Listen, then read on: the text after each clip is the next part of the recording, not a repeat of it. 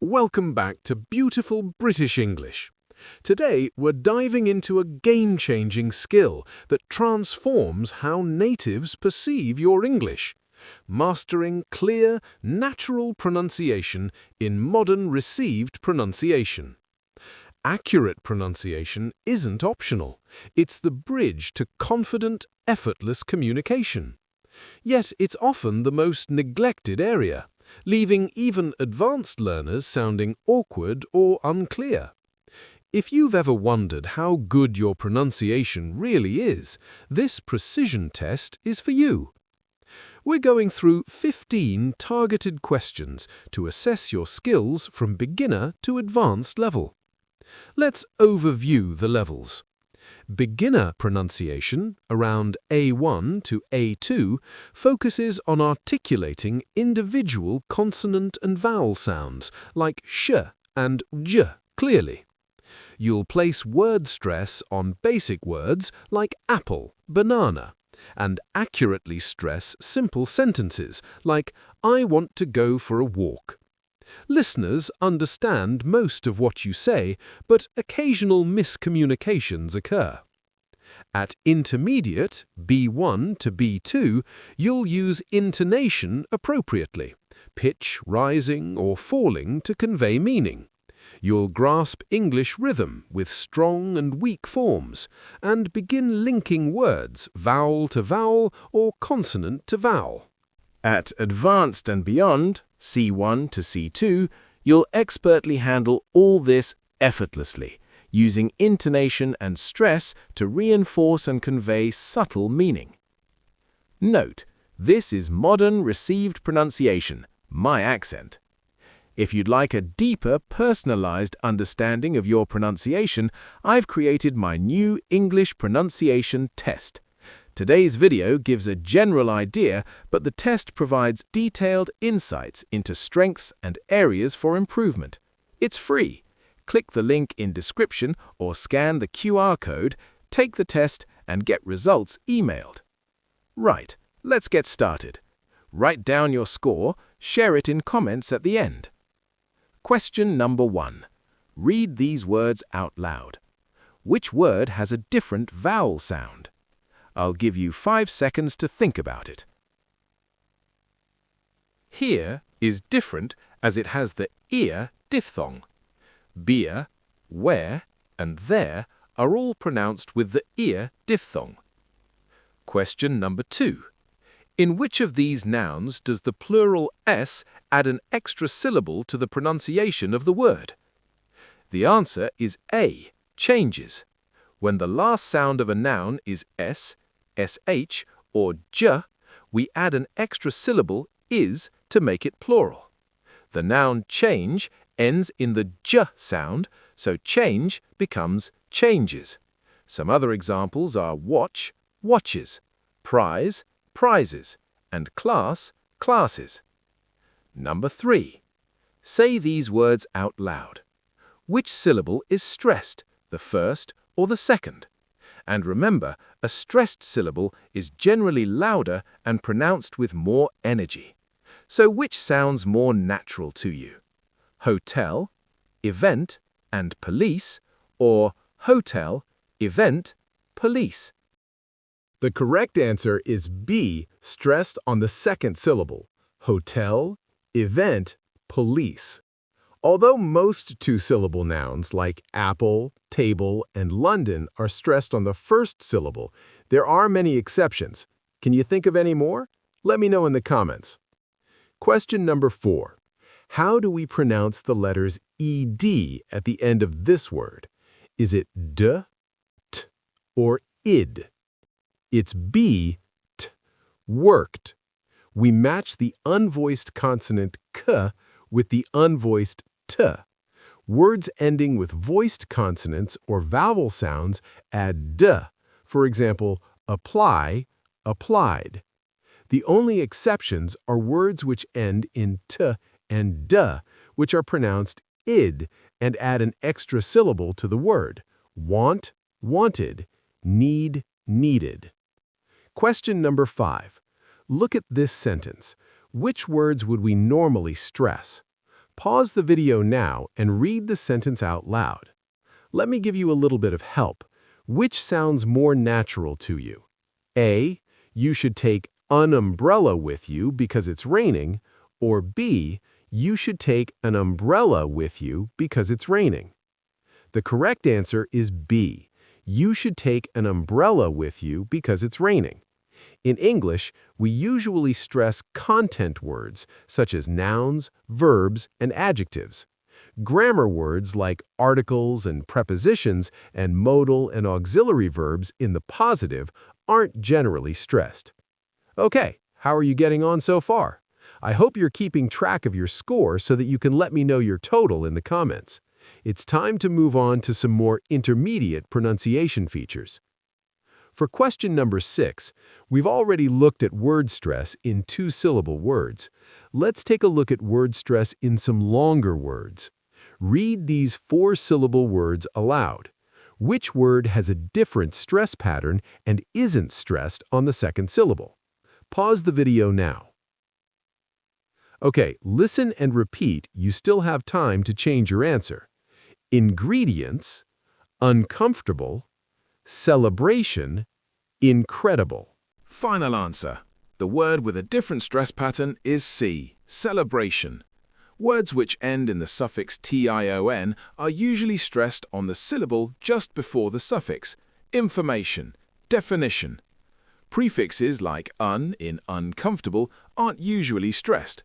And did you notice I said uncomfortable with 4 syllables, not uncomfortable with 5? It's more common to pronounce it this way. Question number 7. Look at these words. Can you identify the silent letter in each one? A silent letter is a letter which is not pronounced, for example, the N in autumn.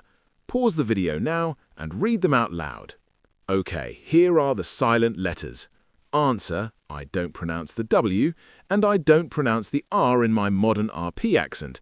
I don't normally pronounce the letter R unless it's followed by a vowel sound, so technically the letter R is silent here too. We also have island with a silent S, biscuit with a silent U, receipt with a silent P, and muscle with a silent C. Well done if you got them all. You have to get them all right to score 1 point. Okay, now it's time for question number 8. Read this sentence out loud, paying close attention to the words in bold. Which sentence sounds closer to your version? A. The class was so engaging that I can still remember every detail. Or B. The class was so engaging that I can still remember every detail. In English, many grammar words have a strong and a weak form. The weak form of was is was, and the weak form of can is can. We generally use weak forms in statements and questions unless we need to emphasize something.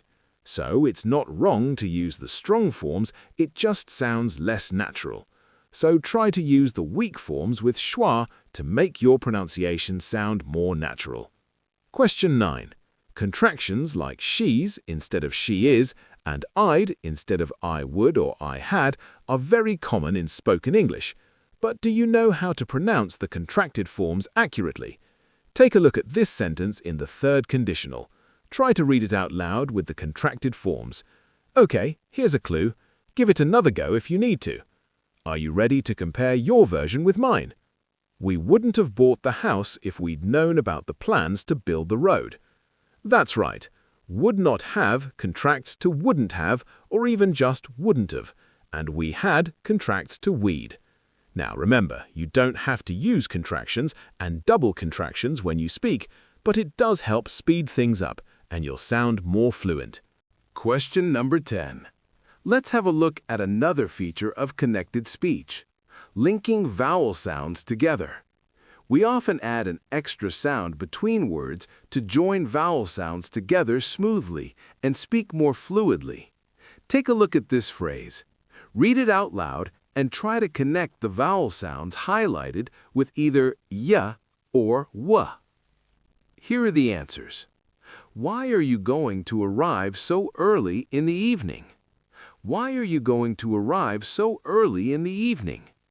When a word ends in e, I, oi, or A, we can smooth the transition to the following vowel sound by adding y.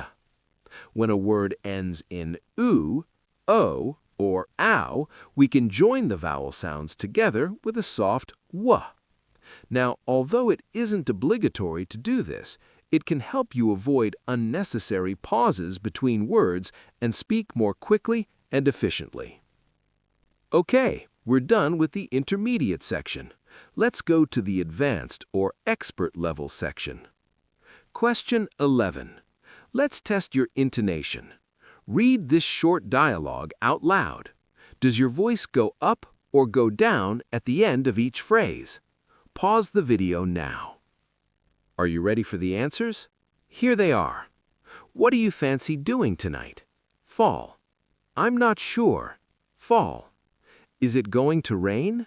Rise. Well, if it rains, rise, we can just stay in. Fall. Intonation usually falls for open questions and statements and usually rises for yes-no questions. In conditionals, there's usually a rise in the if clause. Question 12. Let's examine how stress can convey meaning.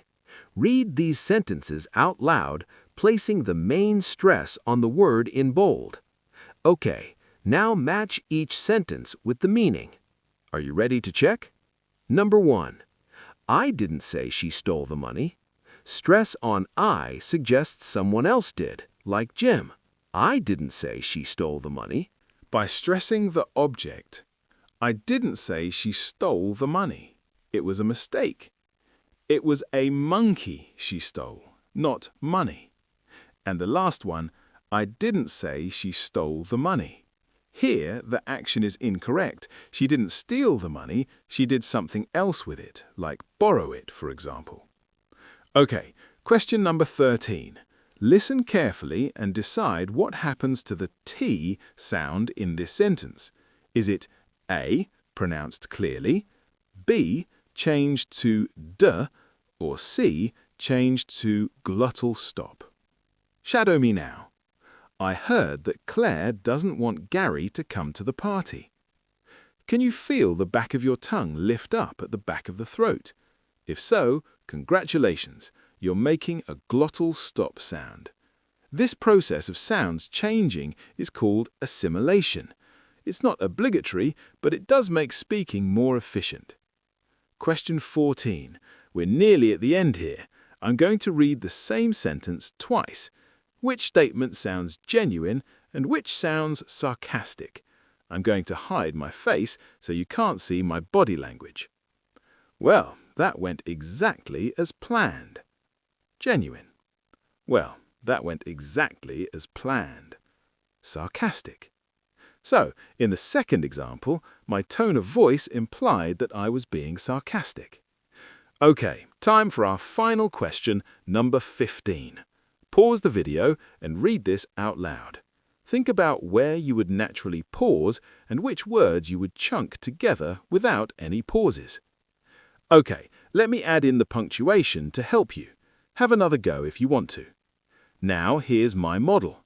Notice how I take a slight pause after a comma and a longer pause after a full stop. Feel free to shadow me to practice. Taking risks can feel frightening, but it's often the only way to grow. If we let fear hold us back, we might miss out on great opportunities. By trying, we discover what we're truly capable of. Right, that brings us to the end of the test. Let me know your scores out of 15, and don't forget to share your score in the comments.